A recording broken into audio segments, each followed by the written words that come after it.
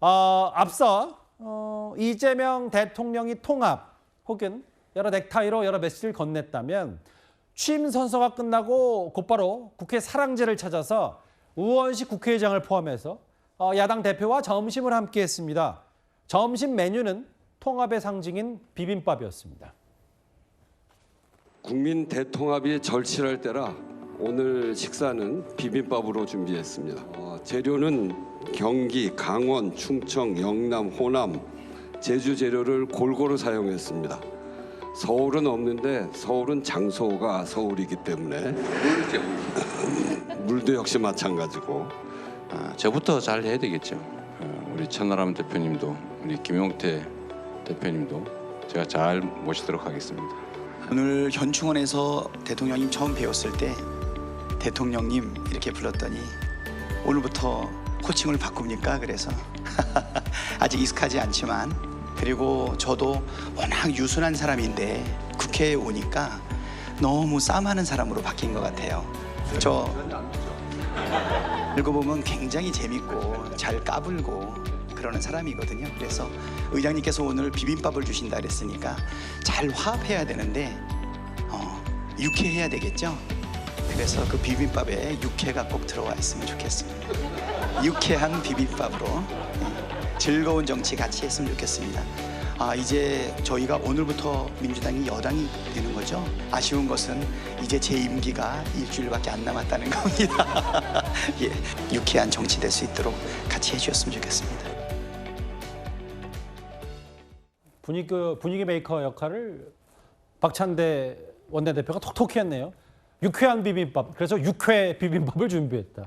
초반 분위기는 화기애애했고 또 우원식 국회의장도 오늘 웃음기가 만연한 얼굴을 보이면서 이 오찬에 함께했는데, 그런데 여기 서 있는 김용태 국민의힘 비대위원장이 작심한 듯 이런 얘기를 했습니다. 아마 글쎄요, 이재명 대통령도 물론 280만 표차, 김문수 후보와 표차는 있습니다만 과반을 넘지 못했다, 이런 의지에 대한 얘기일까요?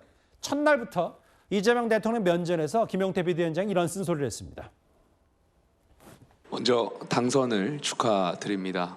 국민 통합과 또 국가 개혁이라는 막중한 과제를 성공적으로 달성하기를 기대합니다.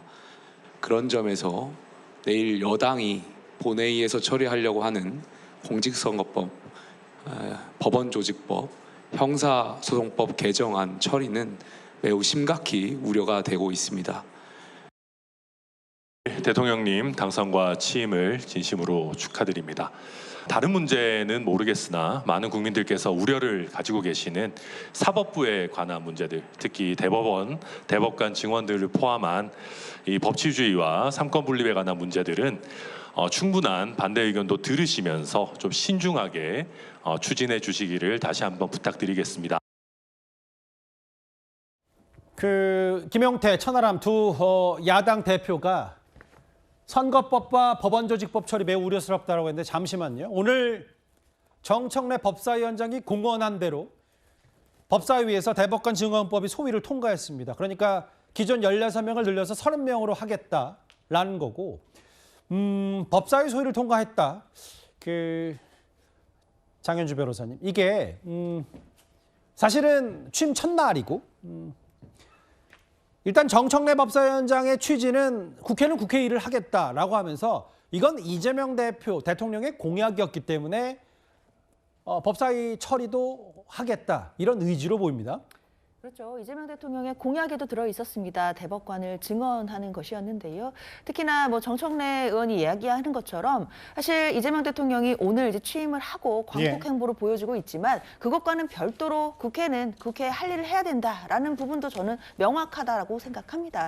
그런데 이 대법관을 결국에는 16명에서 이제 30명으로 증언하는 이제 이런 법안이 지금 법사위 소위를 통과한 것인데요. 앞으로 이제 법사위 전체 회의도 통과를 해야 되고 또 본회의도 통과를 해야 되니까 절차는 지금 남아 있는 상태이기는 합니다. 예. 그러나 일단 민주당이 다수 의석을 가지고 있고 그리고 이재명 대통령의 공약이었다라는 점을 미루어 볼 때는 앞으로 이제 사실상 이게 본회의까지 통과될 가능성이 좀 높다라는 생각은 드는데요. 예. 대법관 증언의 문제를 저는 그냥 진영의 잣대로만 단순하게 볼 일은 아니라고 생각합니다.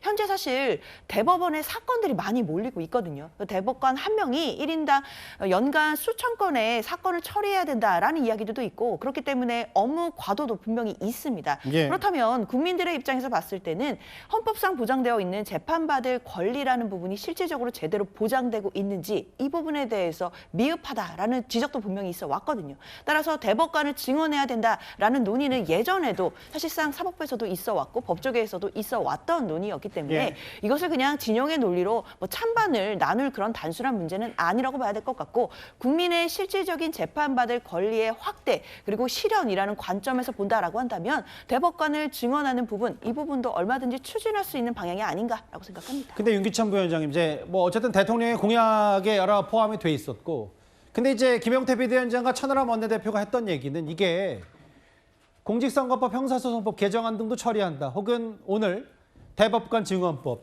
이게 마치 그 전에부터 물론 공론화는 있었지만 그 이재명 대통령이 지난 대선 직전에 있었던 공직선거법 위반 유죄 취지의 파기환송 이후에 뭔가 사법개혁에 너무 드라이브를 거는 거 아니냐는 우려를 김용태 비대위원장이 전달한 건데 일단 또 법사 소위를 통과했고요. 이게 앞으로 여러 공방이 벌써부터 있을 것 같은데요. 일단 첫 번째는 이재명 대통령과 직접적인 이해관계가 있는 법안 2개가 있죠. 예. 형사소송법, 그러니까 대통령 당선이 된 경우에는 진행되던 재판을 중단할 수 있다. 그러니까 중단시켜 놓고 그다음에 공직선거법에 해당 처벌조항, 처벌 근거를 갖다 없애는 공직선거법 개정안도 지금 전체회의에 곧 올라갑니다. 예. 그러면 이 부분은 사실 대통령이 거부권 행사에 달라는 취지가 서려 있는 거죠. 왜냐하면 이재명 대통령께서 실제 후보자 시절에 개헌안을 제안하면서 그 개헌안에 보면 대통령의 가족이나 대통령 본인에 관련된 범죄 수사와 관련된 특검에 대해서는 대통령이 거부권 행사하지 못하도록 이런 뭐 제한 조치를 하겠다라는 취지가 들어 있어요. 그러면 대통령의 이해관계와 직접적 관련이 있는 해당 그 법들에 대해서는 통과돼서 오더라도 거부권 행사해야 되는 거죠. 예. 같은 취지로 보면. 그래서 뭐 그런 문제 제기를 했던 부분이고 이 부분은 아마 심사숙고하실 필요가 있을 것 같고요. 근데 대법관 증언 문제는 사실 사회적으로 수요가 있는 건 분명해요. 변호사님 말씀하신 것처럼.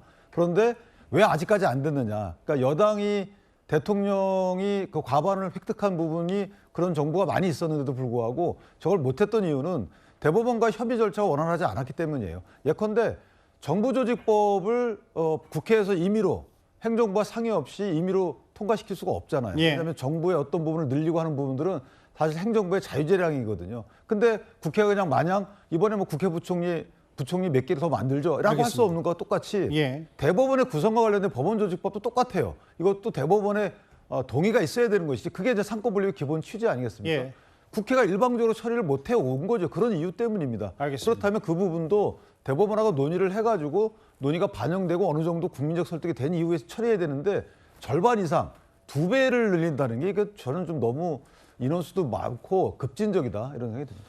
법사위 소속의 국민의힘 유상범 의원은 이제 민주당 의원 2명이 반대하니까 정회에서 설득한다. 혹은 뭐 주진 의원 등등은 이거 또 민주당이 이렇게 밀어붙이는 건 온당치 못하다는 얘기까지 했는데 증언 내용에 방안도 없는 걸 왜 이렇게 소위에서 밀어붙이냐 뭐 이런 부분까지 얘기했던 것 같아요. 저 얘기도 저희가 이어지는 주제에서 잠시 준비되어 있으니까 그때 다시 한번 속보로 마주해 보겠습니다. 취임 첫날부터 벌써 이제 여러 국회에서도 움직임이 있고 나라 밖에서도 특히 이제 한미동맹, 백악관의 입장도 궁금한데요. 이르면 오늘 오후에 이재명 대통령과 미국의 트럼프 대통령이 통화할 것으로 보입니다. 그 전에 백악관이 이재명 대통령 관련해 이렇게 질문을 받았습니다. Does the White House have a reaction to the results of the election in South Korea? Yes, we do. In fact, let me find it here for you. Should be somewhere in here. Thank you. We do not, but I will get you one, Jeff. 일단 한미동맹은 여전히 철통이고 다만 중국의 개입 영향력 행사는 우려하며 반대한다. 물론 뭐 이거는 뭐 트럼프 대통령의 공식 입장이라고 하기엔 좀 그렇지만 그럼에도 취임 처음부터 미국이 중국에 대한 얘기를 이재명 대통령에게 애도를 했단 말이죠. 그동안 이제 선거 과정 또는 이제 이재명 대통령이 야당 대표 시절에 하셨던 발언, 외교 관련한 특히 중국 관련한 발언에 대해서 예. 벌써부터 이제 좀 문제를 우리가 알아야 한다 이런 차원에서 지금 이 주제를 다뤄야 할 텐데요. 만약에 인수위 기간이 있었다면, 인수위가 있었다면은 그 기간 동안에 이재명 대통령이 그동안 했던 발언을 좀 수정한다든지 입장을 더 설명하는 과정을 통해서 외교적으로 미국으로부터 이런 입장이 안 나오도록 하는 조치가 필요했을 겁니다. 근데 인수위 없이 바로 선거 끝나자마자 임기를 시작하게 되니까 과거의 발언에 대해서 미국 입장에서는 발언을 할 수밖에 없는 거죠. 반응을 낼 수밖에 없는 건데 예. 이재명 대표가 중국에 대해서 했었던 그 발언, 셰셰. 우리가 대만해협에서 무슨 일이 일어나는 게 우리하고 무슨 관계냐 뭐 이런 정도의 얘기들. 또 오늘 취임사에도 있었죠. 아무리 값비싼 평화도 전쟁보다 낫다. 예. 뭐 이러한 시각들에 대해서 미국이 명확하게 기억을 하고 있고 또 문제 삼을 수 있는 부분이 있다는 것을 직간접적인 방법으로 표명을 했다고 봐야 됩니다. 예. 이재명 대통령이 이 부분을 물론 이제 트럼프 대통령과 곧 통화도 하실 걸로 생각이 되는데 예.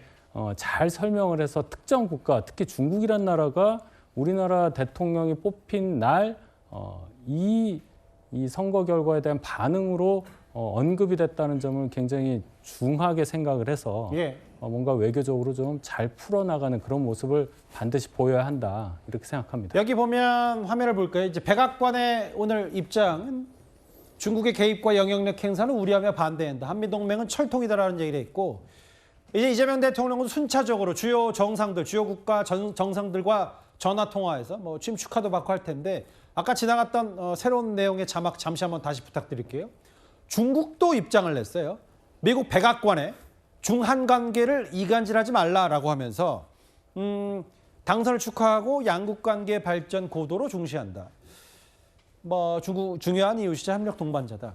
강성필 부위원장 이런 것 같아요. 그러니까 한미, 한중은 다 이제 언론적인 대통령 당선 축하 메시지긴 한데 애둘러서 미국과 중국이 이재명 대통령과 대한민국을 놓고 뭔가 각자 입장 표명으로 이제 맞서고 있는데 이게 결국은 이재명 대통령이 그동안 쭉 얘기했던 실용주의, 흑묘백묘 이런 것들과 연동이 된다면 근데 다만 이제 처음에 교통 정리가 좀 일단 필요하긴 필요할 것 같아요.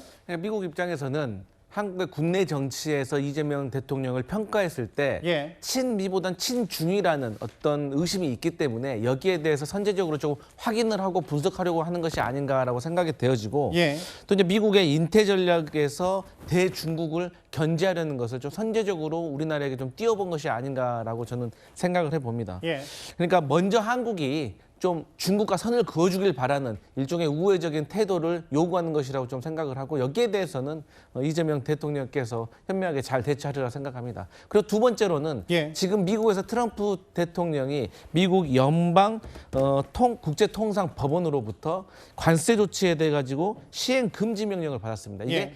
의회 승인이 없이 헌법상 대통령의 권한을 초과했다라고 그 법원에서 이제 제동을 건 것이죠. 그렇기 때문에 트럼프 대통령이 항소를 해놓은 상태입니다. 예. 즉 이것은 한국과의 관세 협상에 있어서도 7월 패키지가 물 건너갔다는 걸 얘기하는 거예요. 그러니까 여기에 대해서 한국이 조금 시간을 벌었지만 예. 어쨌든 미국으로서는 이 관세 협상과 관련해 가지고 미국 법원과의 어떤 항소심은 항소심대로 처리하는 것이고 한국을 조금 더 압박하려는 그런 의도도 있지 않았나 그렇게 해석할 수 있겠습니다. 최근에 미국과 중국이 뭐 잠시 휴전 상태입니다만 관세 전쟁으로 제대로 맞붙었었기 때문에 그런데 이제 우리 대한민국 대통령의 취임 이후에 맞은 각자 입장 이제 앞으로 각국 정상들과 이재명 대통령이 통화할 텐데 그 내용도 한번 저희가 차분히 전해드리도록 하겠습니다.